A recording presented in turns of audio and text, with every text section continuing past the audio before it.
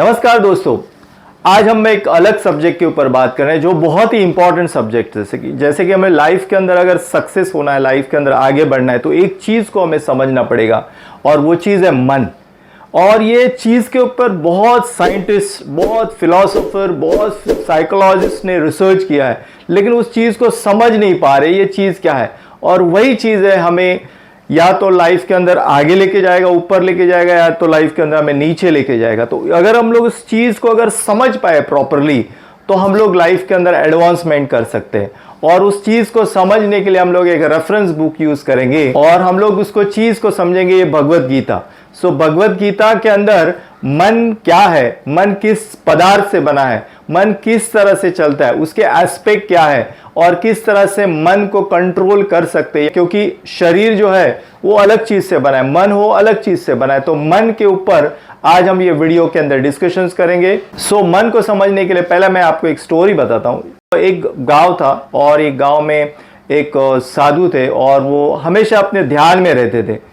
बहुत उनको वो गांव में बहुत ही रिस्पेक्ट था। तो एक दिन क्या हुआ, एक यंग आदमी उनके पास आया। उन्होंने कहा कि मुझे एक दिव्य दृष्टि चाहिए, अगर आप बहुत ही महान हो तो मुझे आप दिव्य दृष्टि दो। तो वो साधु ने बोला, ठीक है, मैं तुझे दिव्य दृष्टि दे सकता हूँ, लेकिन एक शर्त है, और वो शर्त है कि तुमको 1 हफ्ते के लिए एक मेडिटेशंस करना होगा, एक ध्यान करना होगा।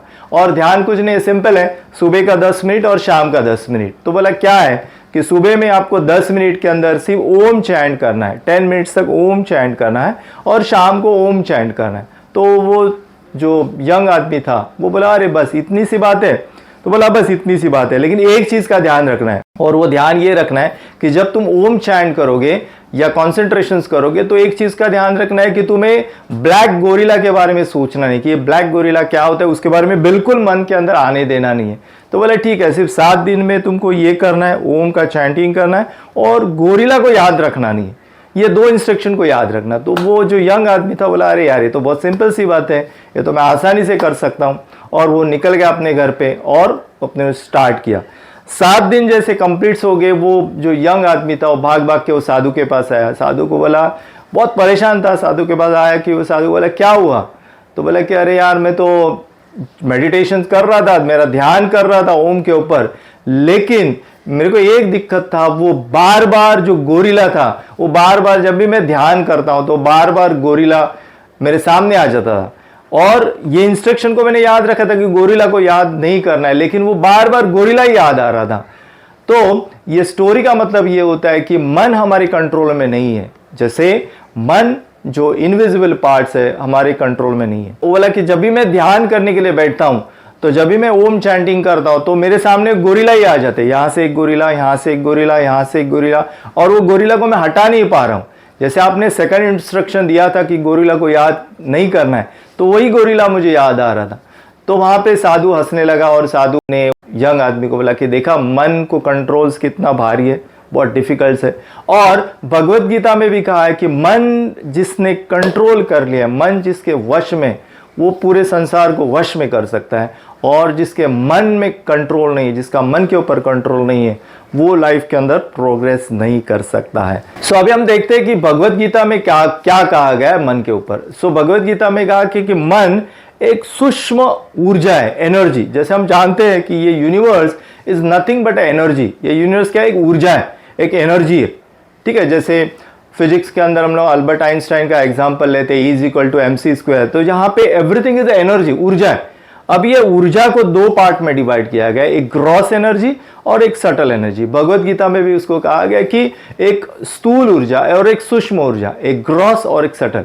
अब ये स्थूल ऊर्जा क्या है, क्योंकि जो विजिबल हमें दिखता है, जो भी हमें यहाँ पदार्थ में विजिबल दिखता है, जैसे हमें क्या दिखता है, हमें अर्थ यानी पृथ्वी एलिमेंट दिखता है, हमें वाटर दिखता है, पानी दिखता है, हमें फायर दिखता है ना, हमें एयर दिखता है। तो एयर हमें दिखता नहीं, लेकिन हम लोग उसको फील कर सकते हैं कि हाँ एयर है। लेकिन ये जो पदार्थ है, जिस 4 पदार्थ मैंने बोले, वो विजिबल है, यानी हम उसको फील कर सकते हैं। और जो 5वां तत्व है वो आकाश, आकाश यानी स्पेस, यानी जगह, मतलब ये 4 एलिमेंट्स को ऑक्यूपाई करने के लिए स्पेस। अब ये जितने भी पदार्थ है वो किससे बने, एटम से बने। जैसे पृथ्वी का एटम है यानी अणु है, एयर का अणु है, वाटर का अणु है, फायर का अणु है, सब ये चारों एलिमेंट्स है वो अणु से बने, अणु के कॉम्बिनेशन से ये पदार्थ बने और ये ग्रॉस एलिमेंट है और उनको ऑक्यूपाई करने के लिए जो जगह चाहिए, वो स्पेस चाहिए, वो है आकाश। इसको उसने ऑक्यूपाई कर दिया। अभी इसके अंदर कुछ सटल है, जैसे सूक्ष्म है, वो विजिबल नहीं है। जैसे हमें मोबाइल के सिग्नल दिखते नहीं है, हमें रेडिएशन दिखता नहीं है, हमें फ्रीक्वेंसीज, रेडियो फ्रीक्वेंसीज दिखती नहीं, लेकिन है।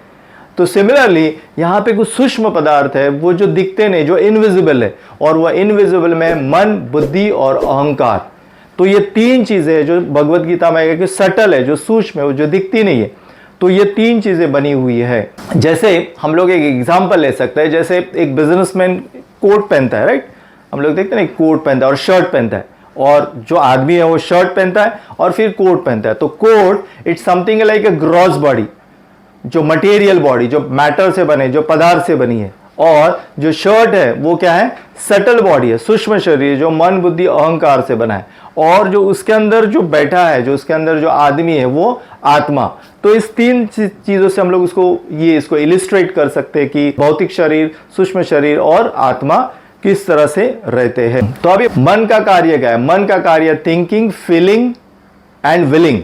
थिंक, सोचना। जैसे मन जो है, जो सूक्ष्म शरीर है, वो उसको ये 5 इनपुट्स है ना, 5 इनपुट्स है, जो 5 ज्ञानेंद्रिय, 5 हमारे सेंसेस है, जैसे आई है या साउंड है या फिर हमारे जो टच है ना, या स्मेल है, ये इनपुट्स है। ये सारे के सारे जिस लाइक एक कंप्यूटर होता है, एक कंप्यूटर को इनपुट्स और आउटपुट्स रहते हैं, उसी तरह से मन है। तो मन को ये 5 इनपुट्स है जो ज्ञानेंद्रिय है, और 5 आउटपुट्स है, इनको कंट्रोल्स करता है, ठीक है, उसको फीलिंग, विलिंग, ठीक है। तो ये मन का कार्य है, यानी इच्छा करना ये मन का काम है, और उसको एक्टिवेट करना, मतलब किस तरह से उसको फॉलो किया, जैसे मन का काम है। और ये भौतिक शरीर को ये ड्राइव करता है, जैसे लाइक एक कार है, ठीक है। अभी वो कार को चलाने के लिए अंदर आदमी बैठा है, कार तो अपनी अपनी ही चलेगी।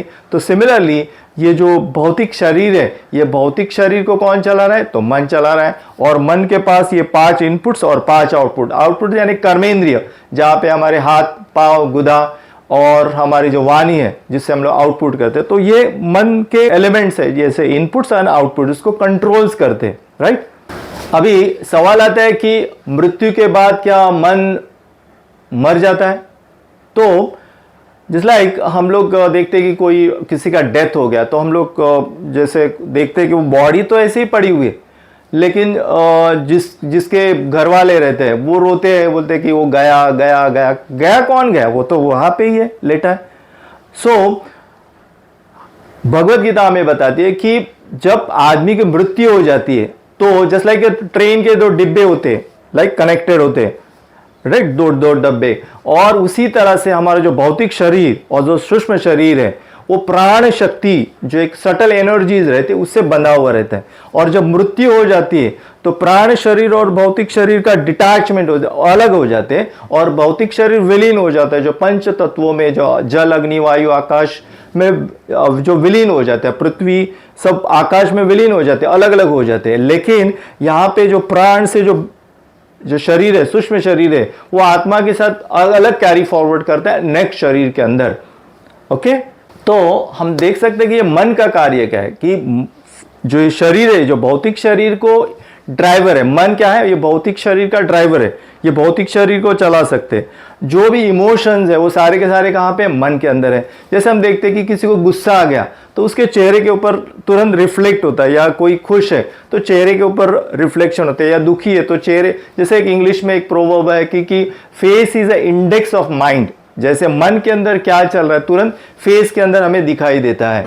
सो हमारे जितने भी हमारा जो भी भौतिक शरीर है, वो सेल से बना है, यानी मटेरियल स्पीशीज से बना है। तो सेल के जो विंग्स है, वो सारे के सारे मन के अंदर कंट्रोल है, यानी मन के अंदर जो भी एक्टिविटीज होती है, जैसे मन खुश है तो वो जो नर्व सिस्टम से, यानी वायर्स है, वायर ट्यूब्स है, वो ट्यूब से, जिसको नाड़ीज बोलते हैं, जैसे सूक्ष्म नाड़ीज है, वो सूक्ष्म नाड़ी से हर सेल्स को वो इंफॉर्मेशन प्रोवाइड्स करता है। जैसे खुश है तो तुरंत वो सेल्स को इंफॉर्मेशन प्रोवाइड्स करता है, या अगर वो दुखी है या फिर उसको गुस्सा आता है तो तुरंत वो इंफॉर्मेशन प्रोवाइड्स करता है। सो फेस के ऊपर तुरंत उसका रिफ्लेक्शन आ जाता है। और अगर वो अगर वो पॉजिटिव थॉट्स है तो तुरंत उसके जो जो सेल्स है वो हैप्पी रहते हैं, या फिर दुखी है या फिर परेशान है तो सेल्स है वो मरने लगते हैं और डिजीज हमारे भौतिक शरीर के अंदर एक रोग तैयार हो जाते हैं। सो फीलिंग से हमारे बॉडी के अंदर बहुत सारे चेंजेस हो जाते हैं, यानी बहुत सारे रोगों का मेन कारण है हमारा मन। अगर मन के अंदर अगर थॉट्स पॉजिटिव है, हैप्पी है, काम है, पीस है, तो हमारा बॉडी भी वैसे ही रहेगा। लेकिन मन के अंदर अगर नेगेटिव थॉट्स है जैसे एंग्जाइटी, परेशानी, दुख और एंगर्स, ऐसे अगर चीज़ें पड़ी हुई है तो बॉडी के अंदर उसका रिफ्लेक्शन आ जाता है। जैसे मैंने पहले कहा था कि मन एक ऊर्जा है जो सूक्ष्म ऊर्जा है और वो एक एंटीना की तरह काम करता है। मन के पास टूल्स क्या है तो थॉट्स, वो थॉट्स को ब्रॉडकास्ट भी करता है, थॉट्स को रिसीव भी करता है। और वो ये जो इंद्रियाज है, जो इनपुट्स और आउटपुट्स, यानी इनपुट्स यानी वो रिसीव कर रहा है और अकॉर्डिंगली आउटपुट्स को रिस्पॉन्ड करेगा। जैसे लाइक वो किसी अच्छी चीज़ को देखेगा, जैसे मान लो उसको गुलाब जामुन अच्छा लगता है तो उसको देखा तो तुरंत उसको आउटपुट को कमांड करेगा कि हाँ इस चीज़ को मुझे पाना है, तो किस तरह से वो उसको पा सकता है, यानी उसको हैंड है या लेग्स है या आइज़ है या टंग्स है, उसको कमांड देगा और उसको ड्राइव्स करेगा उस चीज़ के ऊपर। ठीक है। और दूसरा चीज़ है कि मन इंफॉर्मेशन को ब्रॉडकास्ट करता है और रिसीव करता है। जैसे लाइक एक रेडियो होता है, रेडियो में हम लोग ट्यून करते हैं, एक पर्टिकुलर फ्रीक्वेंसी को ट्यून करते हैं और वो पर्टिकुलर फ्रीक्वेंसी को ट्यून करने के बाद वो पर्टिकुलर रेडियो फ्रीक्वेंसी का जो चैनल है हमें सुनाई देता है।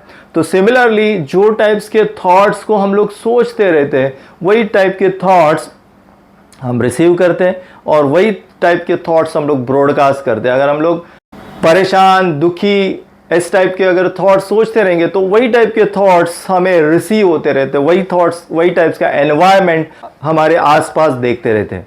साइंस ने बहुत कुछ ये मन को समझने के लिए प्रयास किया। तो मन को प्रयास करने के लिए बहुत सारे साइंटिस्ट, बहुत सारे साइकोलॉजिस्ट, फिलोसॉफिस्ट उसके ऊपर काम कर रहे हैं, लेकिन वो मन को समझ नहीं पा रहे। सो मन को समझने का एक ही अच्छा तरीका है कि भगवत गीता या हमारे वैदिक स्क्रिप्चर्स, जहाँ पे मन के ऊपर डिटेल एक्सप्लेनेशन है। साइंस एक इनकम्प्लीट है, यहाँ पे जो ह्यूमन परसीव करता है वहाँ तक ही जाता है, उसके बियॉन्ड नहीं जा सकता है। तो साइंस और टेक्नोलॉजी हमें एक लिमिटेड लेवल तक लेके जाते हैं, लेकिन उससे बाहर नहीं लेके जाते। और साइंस और टेक्नोलॉजी हमें क्या कहते हैं कि हाँ बस यही सब कुछ है, लेकिन ऐसा नहीं है। यहाँ पे आध्यात्मिक शास्त्र या स्पिरिचुअल साइंस उससे बियॉन्ड है और वेद है हमें उस बियॉन्ड तक लेके जाते हैं। तो एक सिंपल सा स्टोरी है। एक गांव में एक साइंटिस्ट था, एक यंग जनरेशन का एक आदमी था। वो ट्रैवल कर रहा था बोट से और वो बोटमैन था। वो बोटमैन को बोट्स को चला रहा था और वो बोटमैन को बोल रहा था कि अरे यार तेरे को शेयर मार्केट पता है क्या?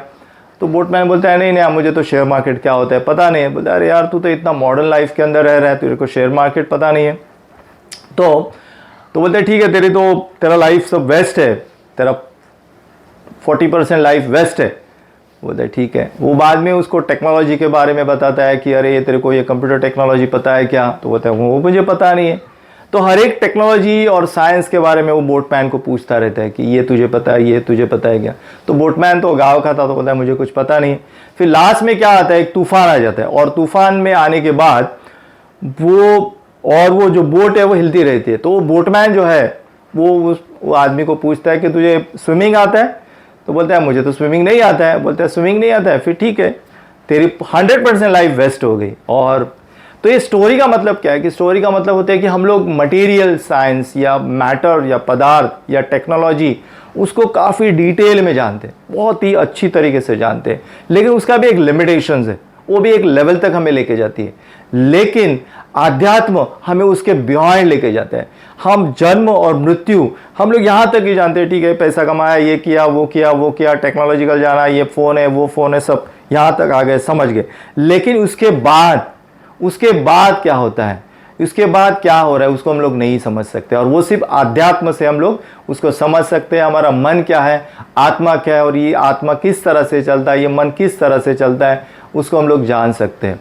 सो दोस्तों इस फर्स्ट पार्ट में हम लोग यहाँ तक ही रुकेंगे और सेकंड पार्ट्स के अंदर हम लोग उसको डिटेल में और डिटेल में जानेंगे। So thank you very much.